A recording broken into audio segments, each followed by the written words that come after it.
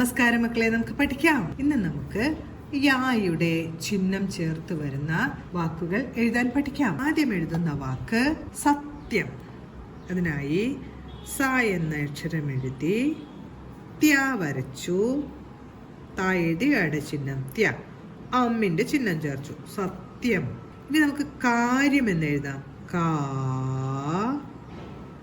കാര്യം. രാ എഴുതി ആയുടെ ചിഹ്നം ര്യ അം കാര്യം. അടുത്തത് നമുക്ക് കല്യാണം എന്ന് എഴുതാം. ക ലാ എഴുതി ആയുടെ ചിഹ്നം വരാനായി ഒരു ചിഹ്നം ചേർത്തു. കല്യാ. ആ എന്ന ശബ്ദമാണ് ലായുടെ കൂടെ കേൾക്കുന്നത്. ആയുടെ ചിഹ്നം ചേർത്തു. ണം കല്യാണം. അടുത്തത് നമുക്ക് സൗമ്യം എന്ന് എഴുതാം. സൗമ്യം. സൗ എന്നാണ് എഴുതുന്നത്. സാ എഴുതി ഔ എന്നതിൻ്റെ ചിഹ്നം വരച്ചു. സൗമ്യം.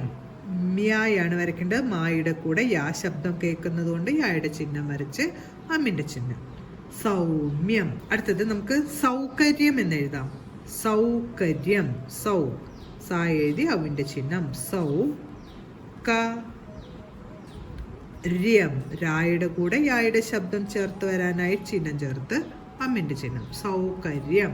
അടുത്തത് നമുക്ക് സന്യാസി എന്ന് എഴുതാം.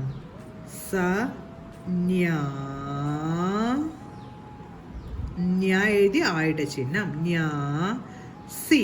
സന്യാസി. സന്യാസി. ഇനി നമുക്ക് വ്യോമസേന എന്ന് എഴുതാം. എയർഫോഴ്സ്. എയർഫോഴ്സ്. വ്യോമസേന. വ്യോമസേന. വ്യ പ്ലസ് ഓയാണ് വ്യോ. അപ്പം നമുക്ക് ഓ എന്നതിൻ്റെ ചിഹ്നമാണ് എഴുതേണ്ടത്. ആദ്യം ഓ എന്നതിൻ്റെ ചിഹ്നം എഴുതാനായി എയുടെ ചിഹ്നം വരച്ചു. ഇനി വ്യാ എന്ന അക്ഷരം വരയ്ക്കണം. വ്യേന്നായി. ഇപ്പോൾ ഇനി ആയുടെ ചിഹ്നം കൂടെ ചേർക്കുമ്പോൾ വ്യോ ആയി. വ്യോ മ സേന. വ്യോമസേന. എയർഫോഴ്സ്. വ്യോമസേന. യായുടെ ചിഹ്നം ചേർത്ത് കുറച്ച് വാക്കുകളാണ് നമ്മൾ ഇന്ന് പഠിച്ചത്. നമ്മൾ ഇന്ന് എഴുതി പഠിച്ച വാക്കുകളെല്ലാം പറഞ്ഞുകൊണ്ട് എഴുതി പഠിക്കാൻ ശ്രമിക്കണം. അടുത്ത ക്ലാസ്സിൽ കാണാം മക്കളെ. നമസ്കാരം.